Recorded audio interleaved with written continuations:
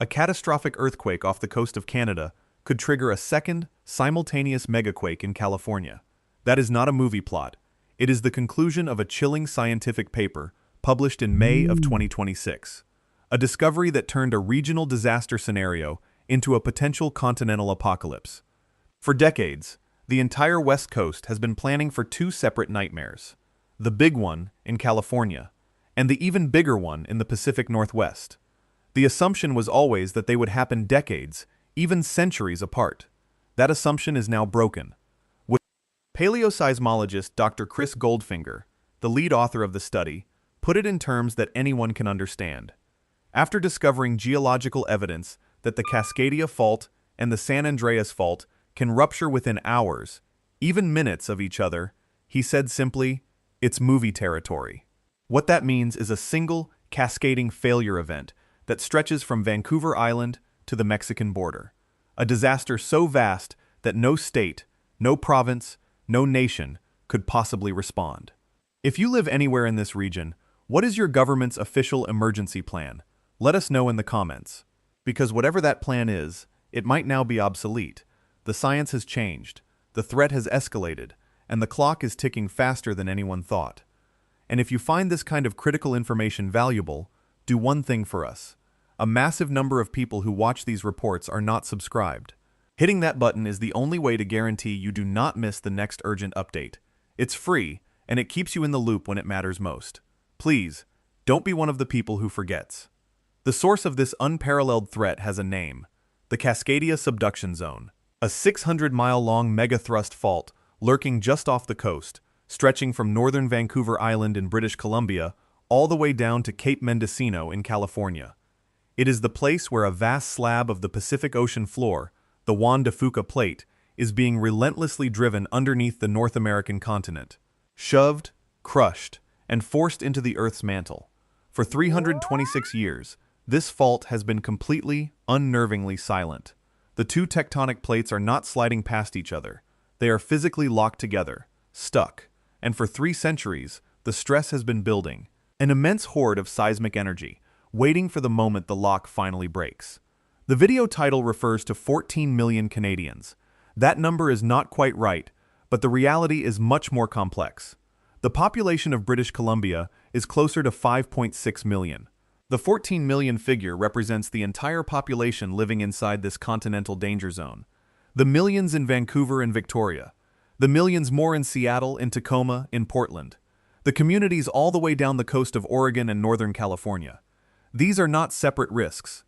They are one interconnected system, and the new science shows the system can fail all at once. But for Canada, the danger is uniquely personal and uniquely terrifying. Because the northern end of this fault, the part aimed directly at Vancouver Island, is now understood to be the most dangerous section of them all. To understand why, you have to understand that Cascadia is nothing like California. California's famous San Andreas is a transform fault. The plates grind past each other sideways. Those quakes can be violent, destructive, but they are not the planet's biggest. That title belongs to subduction zones, to megathrusts. The kind of fault that generated the 9.1 magnitude quake in Sumatra in 2004, and the 9.0 in Japan in 2011. Subduction zones produce the most powerful earthquakes humanity has ever recorded, and Cascadia is the only one aimed squarely at North America. We know exactly what it can do, because it has done it before. At 9 p.m. on January 26, 1700, the last great Cascadia earthquake ruptured, a magnitude 9.0 event that shook the entire Pacific coast for 5 to 7 terrifying minutes. We know the exact date not from written records in North America. There were none, but from 2 chillingly separate sources. On the coast of Washington and Oregon, entire forests of ancient cedar trees were killed instantly as the coastline abruptly dropped by up to 6 feet, flooding the forest floor with salt water. The tree rings in these ghost forests tell a story of sudden death. All of them died in the same season, in the same year. And across the Pacific, in Japan, samurai, merchants, and villagers recorded the arrival of a mysterious tsunami, a large, damaging wave that struck the coast without any preceding earthquake. They called it an orphan tsunami, and the time it took to cross the ocean allowed scientists to pinpoint the moment of its creation. The drowned trees of North America and the orphan wave in Japan tell the same horrifying story. That was 326 years ago. The geological record, drilled from deep-sea sediment cores, shows that these monster quakes happen on average every 400 to 500 years. Some intervals are shorter, some are longer. But the 326-year gap means we are now living squarely within the window. The debt is due. The fault has been silent for longer than the United States has been a country. This silence is not peace. It is pressure. For decades, the models of that pressure were based on guesswork. Seismic data from the 1980s was sparse, low resolution, and created a picture of the fault as one single, monolithic slab. Geologists assumed it would break all at once, from end to end. It was a terrifying scenario, but it was also a simple one. That simplicity was a lie, born of incomplete information. The truth is far more complicated and far more dangerous. In the summer of 2021, a research vessel, the RV Marcus G. Langseth, spent 41 days sailing back and forth over the fault line. The mission, funded by the National Science Foundation, was to do something that had never been done: create a complete, high-resolution 3D map of the entire 600-mile structure. To do it, they used a technique like a geological sonogram, firing powerful acoustic waves from the ship down into the seabed. Those sound waves traveled through miles of water, mud, and rock, reflecting off the different layers below. Hydrophones towed behind the ship listened for the echoes, gathering terabytes of data that could be stitched together into a picture of what the fault actually looks like, miles beneath the ocean floor. Dr. Suzanne Carbot, a marine geophysicist at Columbia's Lamont Doherty Earth Observatory, led the team that processed this unprecedented flood of information. What they found, published on June 7, 2024, in the journal Science Advances, fundamentally rewrote our understanding of the hazard. Dr. Carbot described the breakthrough this way: "We had models for what the fault zone looked like, but they were based on no data for much of the margin. It's kind of like you had Coke bottles over your eyes, and they've been removed, and you've got the proper prescription." With the prescription filled, the diagnosis was grim. The Cascadia subduction zone is not one single, continuous fault. It is broken into at least 4 distinct segments, and the northernmost segment, the one running from the tip of Vancouver Island down the coast of Washington, is different from all the others. The mapping revealed this section to be uniquely flat, smooth, and shallow. Think about that for a second. The models they used for decades were wrong. If you live anywhere in the Pacific Northwest, your city's emergency plan might be based on outdated science. Let us know in the comments if this changes how you view the risk. The conversation is critical. A flatter, smoother fault means the two plates have a much larger area of direct contact. More contact means more surface area to get stuck. More stuck area means more seismic energy can be stored up before it rips apart. And a shallower depth means when it does rupture, the seismic waves have a shorter, more direct path to the surface, and to cities like Victoria, Vancouver, and Seattle. Dr. Harold Tobin, a geophysicist at the University of Washington and a co-author on the study, explained the stakes in stark terms. For cities in the region, he said, this new understanding of the fault's geometry could be the difference between a scary jolt and a total disaster. The a priori models were bad enough. The new, data-driven reality is worse. It suggests that the Canadian portion of the fault is primed to generate an exceptionally violent and destructive event, with seismic energy focused directly at the most populated areas of British Columbia. But the shaking is not the only weapon Cascadia has waiting. It might not even be the most devastating one. A study published by the U.S. Geological Survey on May 5, 2025, revealed a secondary effect that is almost incomprehensible in its scale.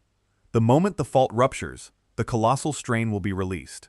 The North American plate, which has been buckled and squeezed upwards for centuries, will abruptly snap back. The consequence is that vast stretches of the Pacific coastline will instantly drop, not sink over time. Drop. The technical term is subsidence. The USG's study predicts the land will fall anywhere from 1.6 to 6.6 feet, that's half a meter to 2 full meters, in the same instant the earthquake hits. Imagine the consequences. Coastal highways, port facilities, and entire neighborhoods built at sea level would be permanently flooded before the first tsunami wave even has a chance to form. The ground itself will simply fall away into the ocean. This instantly doubles or even triples the effective height of the incoming tsunami. A 20-foot wave becomes a 26-foot wave, hitting a coastline that is already underwater. For residents on the west coast of Vancouver Island, where the first tsunami wave is expected to arrive in just 15 to 30 minutes, this is a nightmare scenario. The escape routes will be gone. The high ground will be miles away, across buckled, flooded terrain. Survival will be measured in minutes, and the clock starts on land that is already sinking. If this information is eye-opening, take a second to hit the like button. And if you have family or friends in BC, Washington, or Oregon, share this video with them. Understanding the real mechanics of this threat is the first step to being prepared. A share could make all the difference. This silent, locked fault is not entirely inert between its multi-century ruptures. There is a quiet, almost imperceptible to humans process happening deep beneath the surface, a phenomenon that seismologists are watching with growing concern. It's called episodic tremor and slip, or ETS. Roughly every 14 months, the deeper, hotter portion of the subduction zone, where the plates are not fully locked, quietly slips. Over a period of several weeks, a section of the Juan de Fuca plate will slide a few centimeters deeper beneath North America. This is not an earthquake. It produces no noticeable shaking. It is a slow, silent creep, detectable only by networks of hypersensitive GPS instruments that can measure microscopic movements of the Earth's crust. For years, some hoped these ETS events might be a good thing, a way for the fault to bleed off stress harmlessly. That hope was misplaced.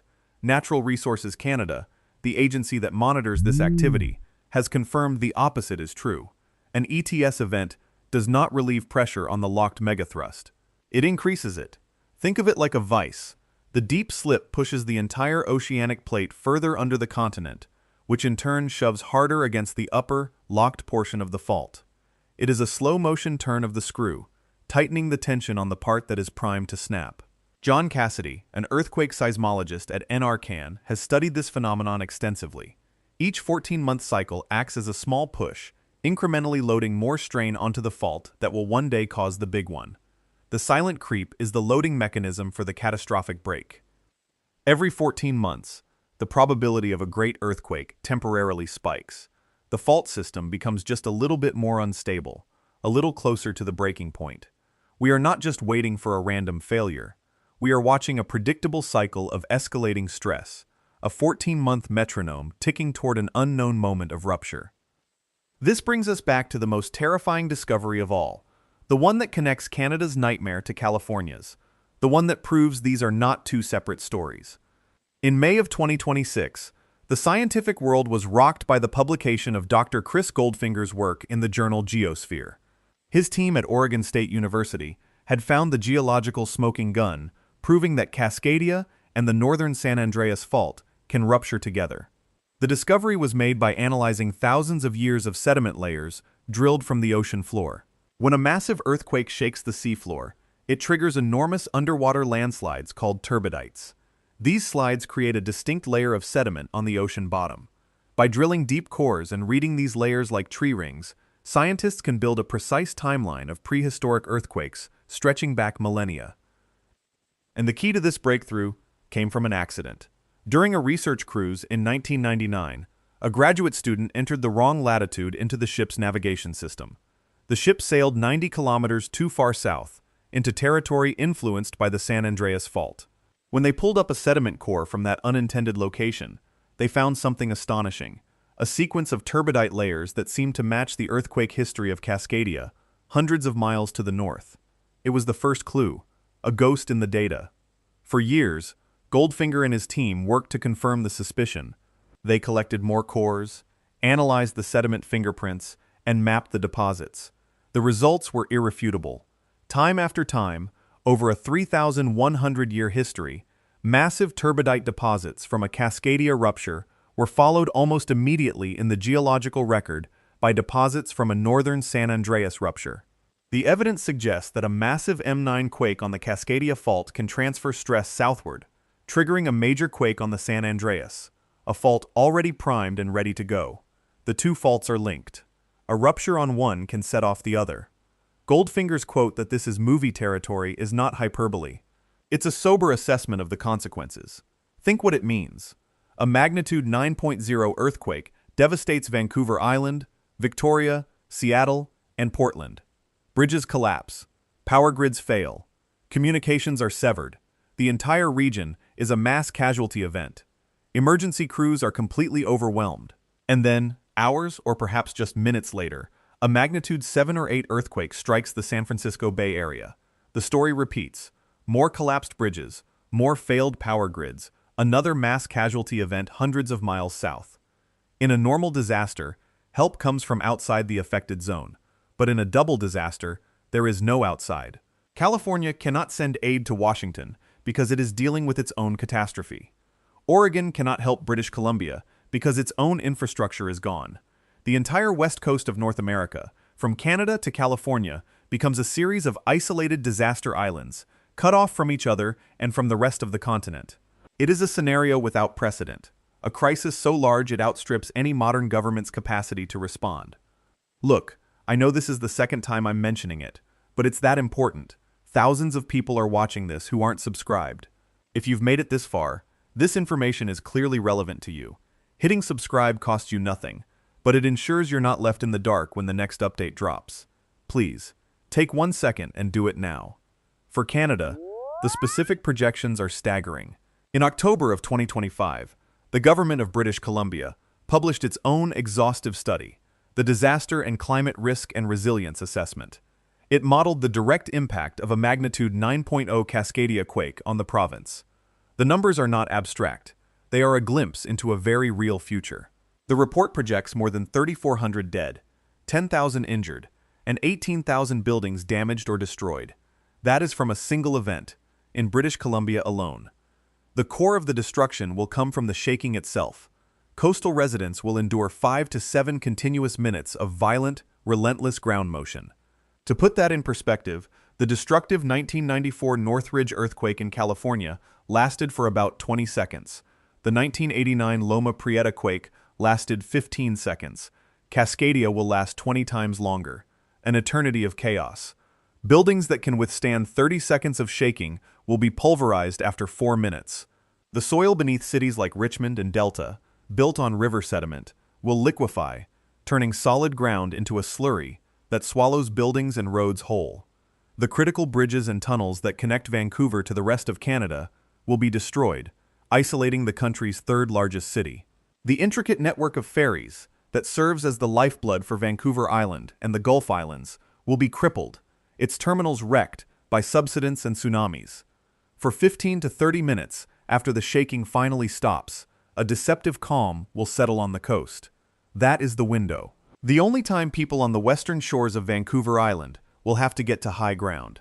Then the ocean will pull back, exposing the seafloor in a final, terrible warning. And then the first wave will arrive, a wall of water born from a 600-mile-long rupture, moving at the speed of a jetliner. The new science has stripped away any lingering sense of comfort. The comfortable ignorance of the 1980s is gone. Dr. Carbot's Coke bottle glasses are off. We now see the fault in horrifying, high-resolution detail. We see its 4 segments. We see the unique danger the northern section poses to Canada. We have measured the land as it prepares to drop into the sea. We have detected the quiet, 14-month creep that loads the spring tighter and tighter. And now, we have found the ghost in the geological record, the link to the San Andreas Fault, a trigger for a continental catastrophe. The Oregon Department of Emergency Management, using this wealth of new data, has put a hard number on the risk.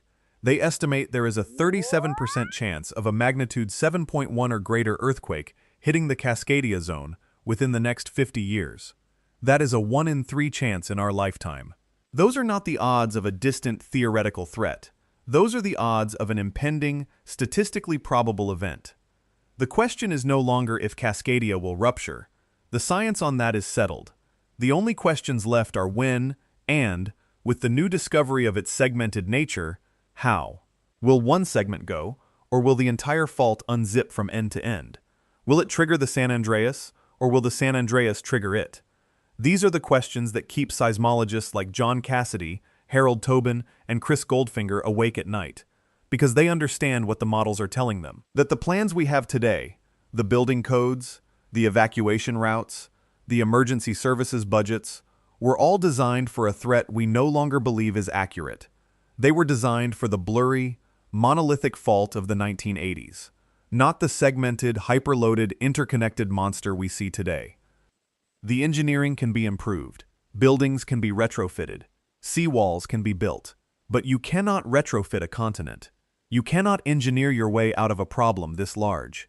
The discoveries of the last few years have shown that the scale of the threat has outpaced the scale of our preparation. The ground beneath the Pacific Northwest is not solid.